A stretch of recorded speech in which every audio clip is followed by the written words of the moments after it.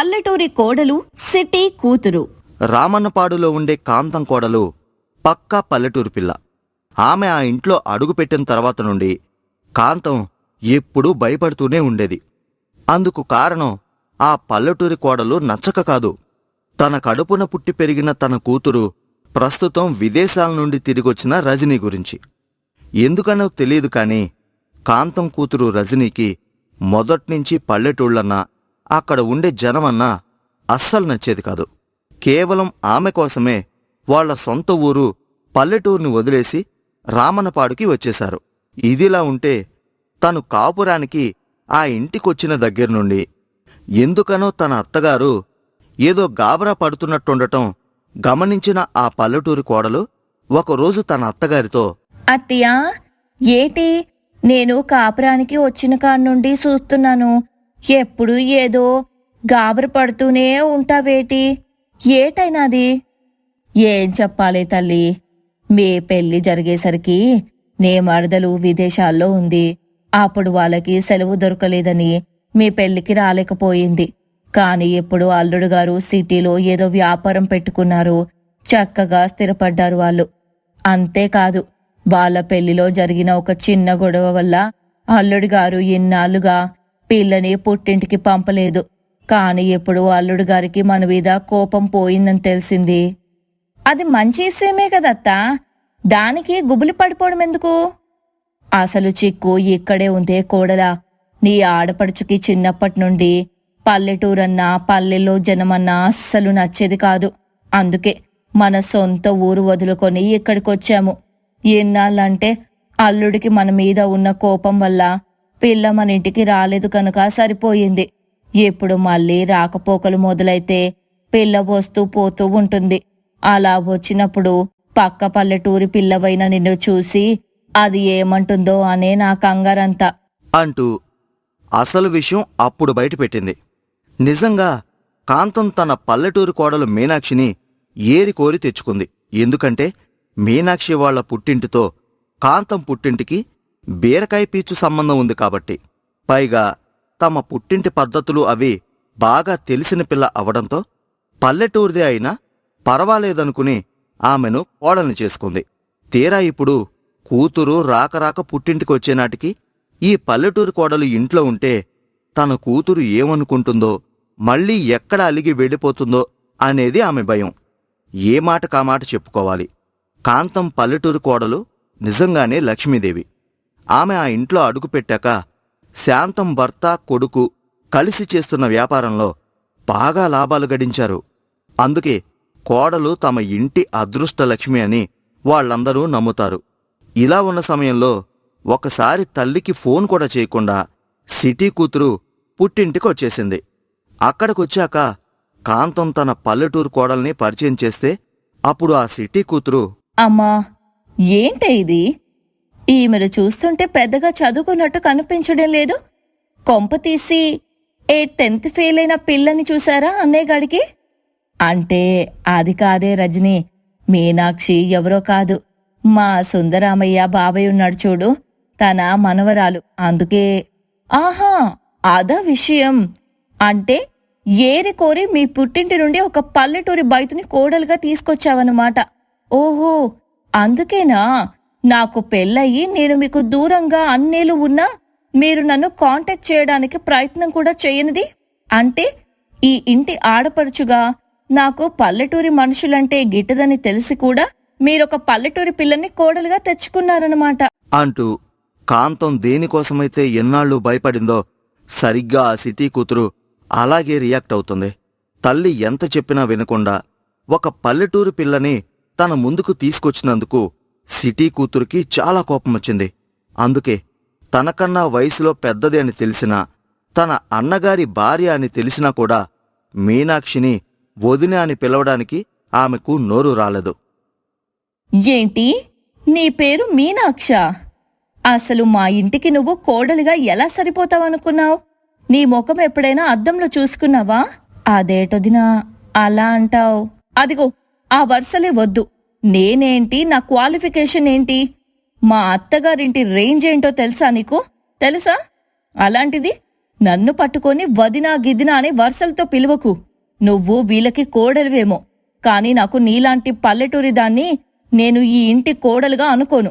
నా అన్న భార్యగా నీకు గౌరవం కూడా ఇవ్వను అంటూ పల్లెటూరుదనే ఒకే ఒక్క కారణం వల్ల వదిన అనే మర్యాద కూడా లేకుండా మాట్లాడింది.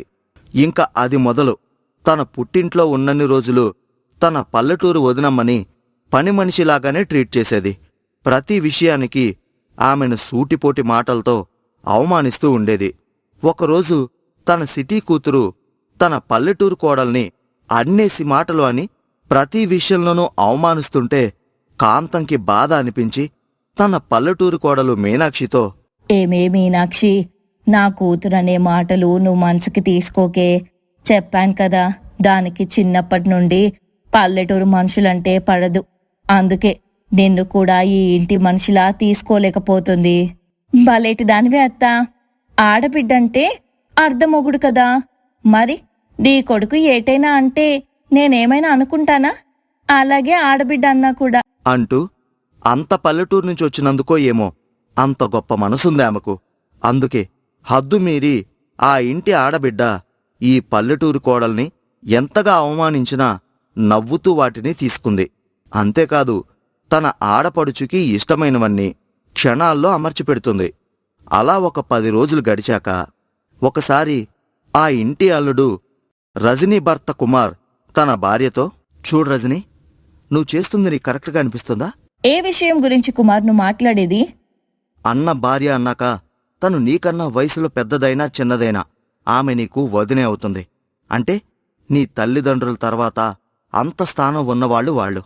అలాంటిది మీ వదినని పట్టుకుని కేవలం పల్లెటూరుదైనందున ప్రతి పూట అన్నేసి అవమానాలు చేస్తూ అన్నని మాటలంటున్నావే, ఆమె మనసు ఎంత నొచ్చుకుంటుందో ఏనాడైనా ఆలోచించావా? చూడు కుమార్, ఈ పల్లెటూరోళ్ళకి అంత బుర్రుండదు. నేను మాట్లాడే మాటల్లో సగం ఆ పల్లెటూరి బయటికి అర్థమే కాదు కూడా.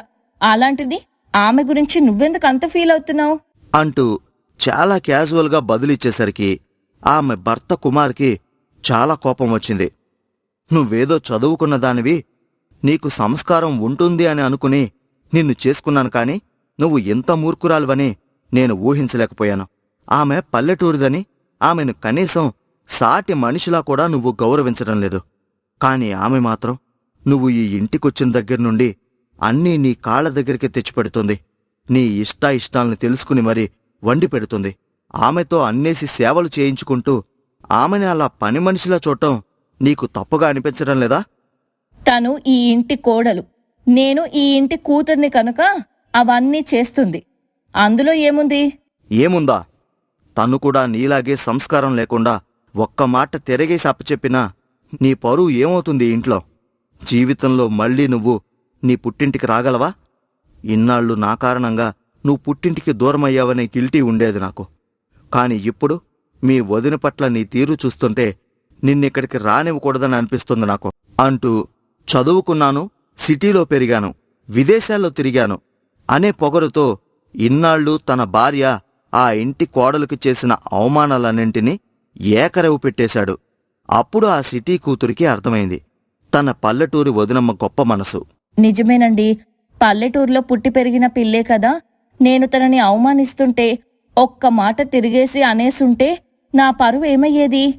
కాని నేనన్ని అంటున్నా తను సహనంగా ఉంటుందంటే మాటల కారణంగా మనుషుల మధ్య దూరాలు రాకూడదు, బంధాలు తెగిపోకూడదు అని ఆలోచించబట్టే కదా. ఇంత చదువుకున్న నాకు లేని ఆ కామన్ సెన్స్ అసలు ఏమి చదువుకొని మా పల్లెటూరి వదినకుంది అంటూ ఇన్నాళ్ళు తను చేసిన తప్పుకి పశ్చాత్తాపడి తన వదిన దగ్గరికి వెళ్ళి, వదినా, నన్ను క్షమించగలవా? ఇంత చదువుకున్న నేను నీతో చాలా సంస్కారహీనంగా ప్రవర్తించాను. ఇప్పుడు నా తప్పు నేను తెలుసుకున్నాను. అబే, బాలెటి దానివే వదినా. మనలో మనం ఇట్ట అనుకోకూడదు. నేను అత్తకి కోడల్ని, నీకు వదిన్ని, అంటే నా మీద నీకు ఆ హక్కు ఉంటది అంటూ ఒక్క చిన్న మాటతో తన పెద్ద మనసుని చూపించింది. అలా ఆ రోజుతో పల్లెటూరు పట్నం అనే బేజషాలు పక్కన పెట్టిన తన సిటీ కూతురు తన పల్లెటూరి కోడలతో ఎలా ప్రేమగా ఉంటుందో చూసి కాంతం మురిసిపోయింది. గుమ్మలపాడు అనే ఊళ్ళో కాంతం అనే ఇల్లాలుంది. ఆమెకు 2 పిల్లలు. పెద్దవాడు రవి, చిన్నది పావని. నిజానికి కాంతం కుటుంబంలో చాలా తరాల నుండి అందరూ తెల్లగా ఉండేవారే. అందుకే కాంతంకి కాని ఆమె కూతురు పావనీకి కాని నల్లటి వాళ్ళంటే అస్సలు నచ్చదు. అందుకే ఆ ఇంట్లో పని మనుషుల్ని కూడా నల్లగా ఉంటే ఉండనిచ్చేవాళ్లు కాదు ఆ తల్లి కూతుళ్ళు.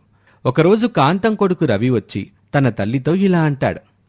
అమ్మా, కొత్త పని మనిషి సూరమ్మని పనిలోకి రానవసరం లేదని చెప్పారంట నువ్వు చెల్లి. ఏ, ఎందుకని? అసలు ఇవాళ రేపో మన బడ్జెట్లో పని మనుషులు దొరకటం ఎంత కష్టమవుతుందో మీకు తెలుస్తుందా? అందులోకి నమ్మకంగా పనిచేసే వాళ్ళు దొరకాలంటే ఇంకెంత కష్టమో తెలుసా? అలాంటిది ఆ సూరమ్మ నా ఫ్రెండ్ వాళ్ళ ఇంట్లో 10 ఏళ్లుగా పనిచేస్తుందని తనని బ్రతిమిలాడి ఒప్పించాను. తనొచ్చిన 15 రోజులు అయ్యిందో లేదో. ఇంతలో తనతో ఏం ప్రాబ్లం అమ్మా మీకు? పని బాగానే చేస్తుందిగా తను. చూడరా అబ్బాయి, మన ఇంటికి పని మనిషి అయినా సరే మన రంగులోనే ఉండాలి గాని మనకు నచ్చని రంగులో కాదు. చూడమ్మా, మీకు రోజు రోజుకి పిచ్చి మరీ ముదిరిపోతుంది. నలుపు నచ్చదని తెగ మిడిచిపడుతున్నారు. ఏ, మరి మీ జుట్టు మాత్రం నల్లగానే ఉండాలని రంగులు వేసుకుంటారెందుకు? మీ జుట్టు నల్లగా ఉండొచ్చు కానీ ఇంటికి వచ్చిపోయే మనుషులు మాత్రం నల్లగా ఉండకూడదా అని రవి అన్నాడు. ఇంతలో పావని అక్కడికి వస్తూ, చూడరా అన్నయ్య, ఏదో గొప్ప పాయింట్ పట్టామని ఫీల్ అవ్వకో. జుట్టు కనుక రంగులేసి మారుస్తున్నాం, అలాగే మనుషులకి రంగులేసి మారుస్తానంటే ఊరుకుంటారా? అందుకే మనుషుల్లే మార్పేస్తున్నాం అంటూ తల్లికి వంత పాడింది. ఈ విధంగా నల్ల రంగులో ఉన్నవాళ్లు అసలు మనుషులే కాదు అన్నట్టు ప్రవర్తించేవాళ్లు ఆ తల్లి కూతుళ్ళు. అలా ఏళ్లు గడుస్తున్నాయి. ఈ తల్లి కూతుళ్ల ఓవర్ యాక్షన్ భరించలేక వాళ్లకి వీలైనంత దూరంలో ఉండాలని రవి సిటీలోనే ఉంటూ పీజీల మీద పీజీలు చేస్తున్నాడు. అలా కాలేజీలో కస్తూరి అనే ఒక నల్లటి అమ్మాయి రవికి పరిచయం అయింది. అతి తక్కువ సమయంలోనే నల్లపిల్ల కస్తూరి చక్కటి మనసుకి రవి ప్రేమలో పడిపోయాడు. అందులోనూ రవికన్నా ఆర్థికంగా తక్కువ స్థాయిలో ఉన్న కుటుంబంలో పుట్టటం వల్ల కస్తూరి ఏ విషయాన్నైనా చాలా ప్రాక్టికల్గా మాట్లాడుతూ ఉండేది. అందుకే రవికి బాగా ఆమె నచ్చేసింది. దాంతో రవి కస్తూరిని పెళ్లి చేసుకోవాలనుకుని ఒకరోజు ఆమెతో ఇలా అంటాడు. కస్తూరి, నేను నిన్ను ఎంతగానో ప్రేమిస్తున్నాను. నీకు కూడా నేనంటే ఎంత ప్రేమ ఉందో చూశాను. కానీ మనం పెళ్లి చేసుకుని ఒకటవ్వాలంటే అందుకు నాకు ఒక కుటుంబం, నీకొక కుటుంబం ఉన్నాయి. మా కుటుంబంలో మా అమ్మ చెల్లి చాలా విచిత్రంగా ఉంటారు. వాళ్ళని నువ్వు తట్టుకొని నిలబడితేనే మనం హ్యాపీగా ఉండగలం అంటూ మొదలుపెట్టి తన తల్లికి చెల్లికి ఉన్న బ్లాక్ కాంప్లెక్స్ అలర్జీ గురించి కస్తూరికి చెప్పాడు. అదంతా విన్నాక ఆమె కూడా చాలా లైట్గా రియాక్ట్ అవుతూ, చూడు రవి, ఈ కాంప్లెక్స్ ఇష్యూస్ నాకేం కొత్త కాదు. చిన్నప్పటి నుంచి నేను ఫేస్ చేస్తున్నవే కనుక నువ్వేం టెన్షన్ పడకు. ఈ విషయంలో నేనేం పట్టించుకోవడానికి కూడా ఏముండదులే అని చెప్పటంతో తన తల్లికి చెప్పకుండా రవి కస్తూరిని పెళ్లి చేసుకుని ఇంటికొచ్చేశాడు. అలా చెప్పా పెట్టకుండా కొడుకు పెళ్లి చేసుకొని రావటంతో కాంతం కోపంతో ఊగిపోయింది. అందుకే కొడుకు మీద కేకలేస్తుంది. అప్పుడు పావని కలగజేసుకొని, అమ్మా, ఎందుకే అన్నయ్య మీద అలా విరుచుకు పడిపోతున్నావు? వాడు చేసిన దానిలో తప్పేముందని. అన్నయ్య, నువ్వు వదిన తీసుకుని లోపలికి వెళ్ళరా అంటూ తన అన్నా వదినల్ని లోపలికి పంపించేసి తర్వాత కాంతం ఉక్రోషంగా తన కూతురితో ఇలా అంటుంది. ఏమే, మీ అన్నయ్య పెళ్లి చేసుకొచ్చిన నల్లటి సుందరాంగి నీకంత బాగా నచ్చేసిందా? అసలు దాని రంగు చూసావి ఎట్టా ఉందో? అలాంటి దాన్ని మన ఇంటి పని మనిషిగా కూడా మనం ఉండనివ్వం. అట్టంటది ఈ ఇంటి కోడలుగా తెచ్చాడు నీ అన్న. అసలు మన పరువు ఉంటదా? చూడమ్మా, నువ్వు చెప్పింది నిజమే. కానీ ఇప్పుడు నువ్వు ఆ పెళ్లి విషయంలో కాదన్నావంటే అన్నయ్య ఇల్లు వదిలిపోతే ఏం చేస్తావు? అందుకే చెప్పేది విను. అన్నయ్య పెళ్ళాన్ని ఇంట్లో ఉండనిచ్చే మనం ఏమైనా చెయ్యాలమ్మా అని వాళ్ళిద్దరూ అనుకున్నారు. అలా నల్లటి వదినమ్మ ఆ ఇంటికి రావటం ఇష్టం లేని ఆ మరదలు పావని ప్రతి విషయానికి తన తల్లినే ముందుకు పెట్టి ఏమైనా నడిపించేది. అలా ఆ నల్లటి వదినమ్మ ఆ ఇంటికొచ్చి ఏడాది గడిచిపోయింది. ఒకరోజు రవి తన భార్య కస్తూరి పుట్టినరోజు కోసమని ఒక చక్కటి చీర తీసుకొచ్చాడు. అది చూసిన పావని ఇలా అంటుంది. ఏంట్రా అన్నయ్య, నాకు తేలేదా చీర? మీ ఎవడొక్కదానికే తెచ్చావు? మరి ఒక్కదానికి కాకపోతే నీకెందుకు తెస్తానే? నీ పుట్టినరోజుకి 2 డ్రెస్సులు తీసుకున్నావు కదా, అందుకే ఇప్పుడు వదిన పుట్టినరోజు వస్తుంది కదా అని తనొక్కదానికే తీసుకొచ్చాను అని తన అన్నయ్య అన్న మాటకి పావనికి కోపం వచ్చి తల్లిని పిలిచి విషయం చెప్పింది. అప్పుడు కాంతం కొడుకుతో ఇలా అంటుంది. ఏంట్రా అసలు నీ వారస? ఇంట్లో పెళ్ళిడికొచ్చిన ఆడబడుచుని పెట్టుకుని ఇప్పుడు నీ అందాల నెల్ల పెళ్ళానికి కొత్త చీర కట్టకపోతే పుట్టినరోజు ఆగిపోదా? చెల్లికి ఆ చీర నచ్చితే దానికి ఇచ్చే. శుక్రవారం పూట ఇంటి ఆడపడిచిన బాధ పెట్టబాక, అది మన ఇంటికి మంచిది కాదు అని తల్లి చెప్పింది. ఇది విన్నాక నల్లని కోడలు కస్తూరి ఇలా అంటుంది. అవునండి, నాకెందుకండి కొత్త చీర, మరదలకే ఇచ్చేయండి. తన రంగుకి ఏ చీర కట్టుకున్నా చాలా బాగా నప్పుతుంది. అది వదిన, అలా చెప్పు అన్నయ్యకి. ఇప్పుడైనా అర్థం అవుతుందా బుద్ధు అని అంటుంది. ఈ విధంగా ప్రతి విషయంలోనూ తెల్లగా ఉన్న మరదలి డామినేషన్, ఆమె తల్లి డామినేషన్ కారణంగా పావనికి అన్ని విషయాల్లోనూ కొమ్ములొచ్చేసి పొగరుగా ఉండేది. తల్లి అలసి చూసుకొని వదిన అని కూడా చూడకుండా నోటికొచ్చిన మాటలు అనేసేది పావని. ఇదిలా ఉంటే ఒకసారి కాంతంకి బాగా అనారోగ్యం చేసింది. అప్పుడు ఆమెని హాస్పిటల్కి తీసుకెళ్లటానికి రవి పావనితో ఇలా అంటాడు. చెల్లి, అమ్మని హాస్పిటల్కి తీసుకెళ్ళాలి, నేనెళ్ళి ఆటో తీసుకొస్తాను, నువ్వులోపు కావాల్సిన అమ్మ పాత రిపోర్ట్స్ అవి సిద్ధం చేసి పెట్టు అని చెప్పగానే పావని క్షణం కూడా ఆలోచించకుండా ఇలా అంటుంది. నేనా? యక్, ఆ హాస్పిటల్ వాసన నాకు పడదు. నేను రానన్నయ్య, కావాలంటే నీ పెళ్ళాన్ని తీసుకుని పో. వదిన్నెలా రమ్మంటావే? దానికి వాళ్ళ ఫైనల్ ఎగ్జామ్ ఉంటే. అదంతా నాకు తెలీదు, నేనైతే రాను. ఆయన ఈరోజు నేను బ్యూటీ పార్లర్ అపాయింట్మెంట్ తీసుకున్నాను, అది వేస్ట్ అయిపోతుంది. కావాలంటే హాస్పిటల్ ప్రోగ్రామ్ ఇంకో రోజు పెట్టుకోండి, అప్పుడు వదినొస్తుంది అని చాలా నిర్లక్ష్యంగా చెప్పింది. ఇంతలో కస్తూరి వచ్చి ఇలా అంటుంది. పర్వాలేదులేండి, నేను వస్తానండి. ఈ ఎగ్జామ్ మళ్ళీ సప్లిమెంటరీలో కూడా రాసుకోవచ్చు కదా అని తనని అంతగా పట్టించుకోని అత్తగారి కోసం కూడా తన ఎగ్జామ్ని మానేసింది కస్తూరి. ఈ విధంగా ఎప్పుడూ తన అందచందాలు, తన సోకులే తప్ప ఇంటి విషయాలేమీ పట్టించుకొని తన తెల్ల కూతురు పావని మీద ఆమె తల్లికి ఉన్న గుడ్డి ప్రేమ అలానే ఉండేది. ఇలా కొద్ది రోజులు గడిచాయి. సమయానికి వైద్యం సరిగా అందకపోవటంతో కాంతం ఆరోగ్యం బాగా పాడైపోయింది. అప్పుడు నల్లకోడలు కస్తూరి తన భర్తతో ఇలా అంటుంది. ఏవండి, అత్తమ్మని చూస్తుంటే భయంగా ఉందండి. ఈ మందులు డాక్టర్లు కాదు గాని వేరే ఏమైనా ట్రై చేద్దామా? నిజమే కస్తూరి, ఇలాంటి జబ్బులకి కేరళ వైద్యం చేసే ఒక ఆశ్రమం ఇక్కడికి దగ్గరలో ఉందంట. అమ్మని అక్కడికి తీసుకెళ్లి కొద్ది రోజులుంచితే పూర్తిగా నయమవుతుంది అనిపిస్తుంది. సరేనండి, అది మంచి ఆలోచనే కదా, వెళ్ళడానికి ఏర్పాట్లు చూడండి అని చెప్పింది. చెప్పినట్టే ఆ అడవిలో ఉండే ఆశ్రమంలో అపాయింట్మెంట్ తీసుకున్నారు వాళ్ళు. కాని అక్కడికి వెళ్లే రోజు కాంతం నోరు తెరిచి తన తెల్లటి కూతురుతో ఇలా అంటుంది. పావని, కాస్త నువ్వు కూడా నాకు తోడుగా రావే. అమ్మా, ఏం మాట్లాడుతున్నావే నువ్వు? అదంతా ఫారెస్ట్ ఏరియా అంట, అక్కడ నీళ్ళు ఎలా ఉంటాయో ఏమో, అసలు మంచి ఫుడ్ దొరుకుతుందో లేదో. అదీ కాక ఆ అడవిలో పెద్ద పెద్ద దోమలుంటాయంట. అలాంటిది అన్ని ప్రాబ్లమ్స్ మధ్య నేను 3 నెలలు నీతో ఉండాలా? నాకు కుదరదమ్మా, నేను రాను. నా స్కిన్ మొత్తం పాడైపోతుంది. నువ్వే అంటావు కదా నా కలర్ అంటే నీకు ఇష్టమని. ఇప్పుడు నీతో గనక వస్తే ఆ కలర్ పోయి నేను కూడా వదినలాగే తయారవుతాను అని అనేసరికి ఆ మాటలన్నీ వింటున్న కస్తూరికి కోపం వచ్చింది. మరదల్ని చెంప మీద లాగిపెట్టి ఒక్కటి పీకి ఇలా అంటుంది. బుద్ధుందా పావని నీకు అలా మాట్లాడడానికి? ఆమె మీ కన్న తల్లి. ఆమె ఆరోగ్యం కష్టంలో ఉందంటే నువ్వు నీ రంగు అందచందాల కోసం ఆలోచిస్తున్నావా? అసలు నువ్వు మనిషివేనా అని అంటుంది. అప్పుడు తన కూతురుని కోడలిని చూశాక కాంతానికి ఒక విషయం అర్థమైంది. ఒక మనిషి మీద ఉండే ప్రేమకి పుట్టుకతో వచ్చిన రంగుతో ముడిపెట్టడం ఎంత పెద్ద తప్పో అర్థమైంది కాంతంకి. ఇన్నాళ్ళు తన కూతురితో చేరి నల్లవాళ్లని ద్వేషించినందుకు సిగ్గుపడింది కాంతం. ఆ తరువాత మనుషుల రంగుని కాదు మనసుల్ని చూడాలి అని తెలుసుకుంది కాంతం. ఈ విధంగా ఆ నల్లకోడలు తన తల్లిలాంటి అత్తగారిని కాపాడుకోవటానికి ఆమె కూడా అడవికి వెళ్లి సేవలు చేసి బాగు చేసుకుంది. ఇక ఆ తరువాత ఇంతకు ముందులాగా నలుపు తెలుపు అనే భేదం చూపించకుండా కాంతం అందరినీ ఒకేలా చూడటం మొదలుపెట్టింది. ఇది ఇవాల్టి కథ. శివరాంపల్లి అనే ఊరిలో జానకమ్మ అనే ఆవిడ ఉంది. ఆమె భర్త చాలా చిన్న వయసులోనే చనిపోవటంతో తన ఒక్కగానొక్క కొడుకుని కష్టపడి పెంచుకుంటుంది. అలా చెల్లెలు పడుతున్న కష్టం చూడలేక ఆమె అన్నయ్య వీరబాబు చెల్లెలికి చాలా సందర్భాల్లో సహాయం చేసేవాడు. డబ్బులేని లోటుతో తన తోబుట్టువు కష్టపడే రోజు ఏనాడూ రానివ్వలేదు. ఒకరోజు జానకమ్మ తన అన్నయ్య వీరబాబుతో ఇలా అంటుంది. అన్నయ్య, ఇలా ప్రతి విషయాల్లోనూ నువ్వు మాకు సహాయం చేస్తున్నందుకు మా జీవితాలు ధైర్యంగానే గడుస్తున్నాయి. కానీ నీకెక్కువగా రుణపడిపోతున్నావనిపిస్తుందిరా అని తన మనసులో మాట గబుక్కున చెప్పేస్తుంది. అప్పుడు అన్నగారు ఇలా బదిలిస్తాడు. ఏంట్రా చెల్లై ఆ మాటలు?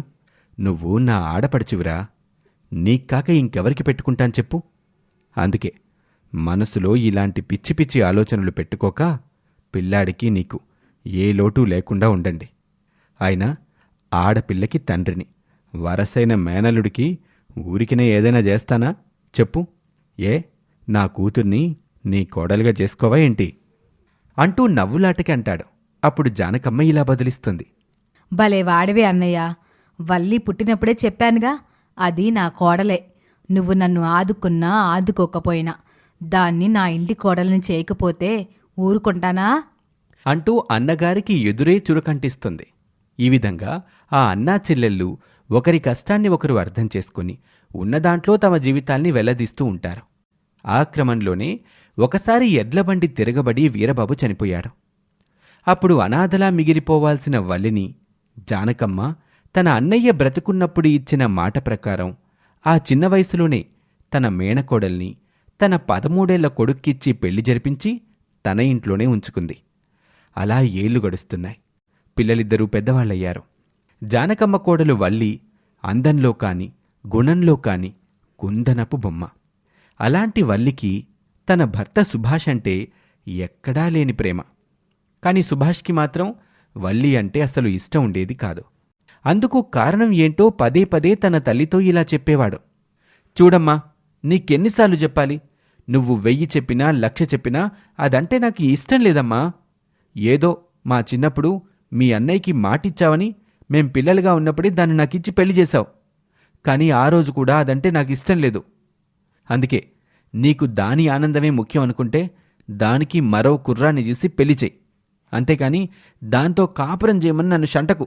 నేను ఎన్నిసార్లు చెప్పినా ఇదే చెప్తాను అని కొడుకు అదే పాత పాట పాడేసరికి ఈసారి మాత్రం జానకికి కోపం కట్టలు దించుకుంటుంది.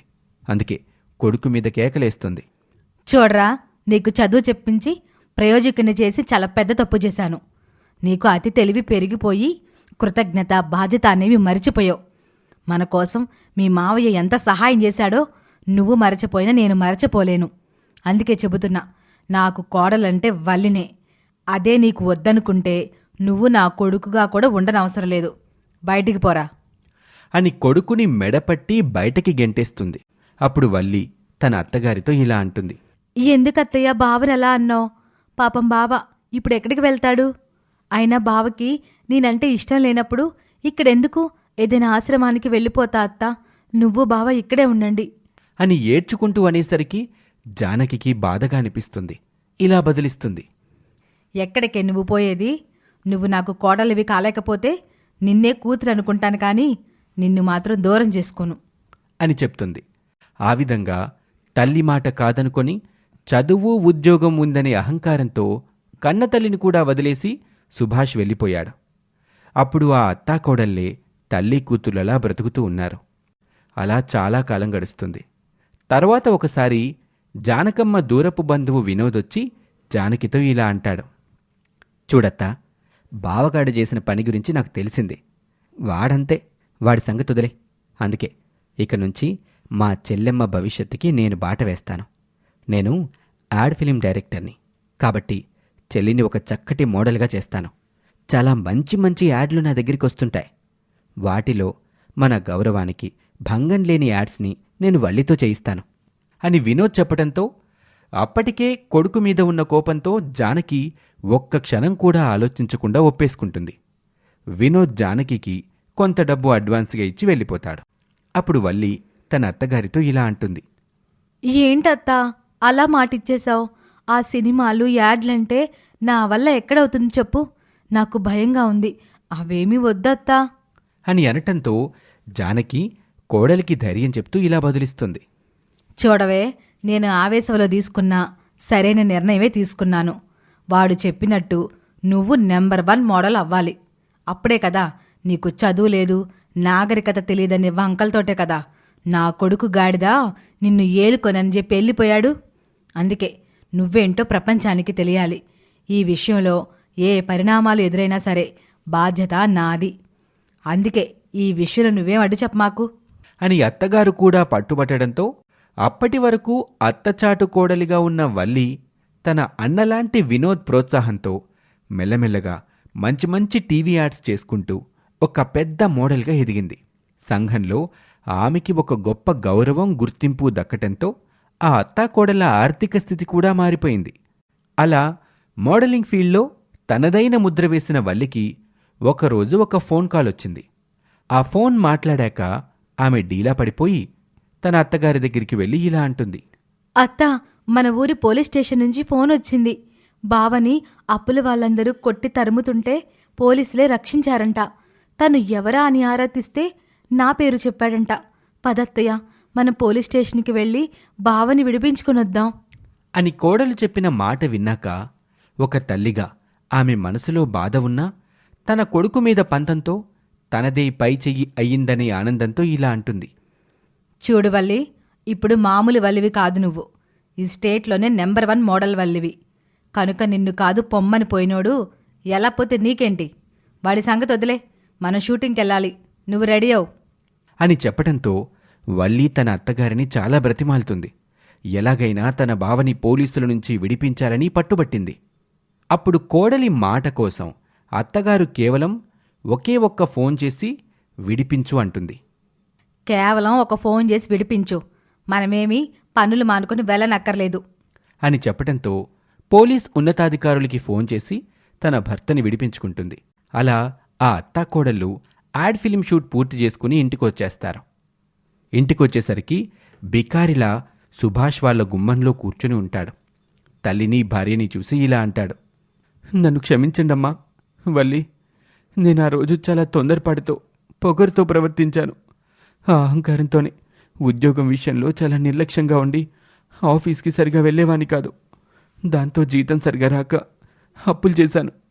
ఆ అప్పులు తీర్చలేక ఇలా తన్నులు తిని పోలీస్ స్టేషన్కి వెళ్ళాను. అదే నా వెనుక మీరుండుంటే నేను తప్పుదారి పట్టిన రోజే నన్ను హెచ్చరించేవారు. చూడరా, ఇప్పటికీ నువ్వు నా కోడలనన్న మాటలు నేను మర్చిపోలేదు. కాని అది మాత్రం కేవలం తాళి కట్టిన బంధానికి నీకోసం తప్పించిపోయింది. ఎప్పటికైనా అర్థమైందా? జీవితంలో ఎదగడానికి చదువు ఒక్కటే సరిపోదు. కాస్త క్రమశిక్షణ, ఓర్పు కావాలి. సాధించాలి అనే పట్టుదలుండాలి. అవి ఉండబట్టే ఈరోజు నా కోడలు నెంబర్ 1 మోడల్ అయ్యింది అని చెప్పి కొడుక్కి హితవు చెప్తుంది. ఇక ఆ తర్వాత నుంచి సుభాష్ మారిన మనిషిగా వల్లిని ఏలుకోసాగాడు.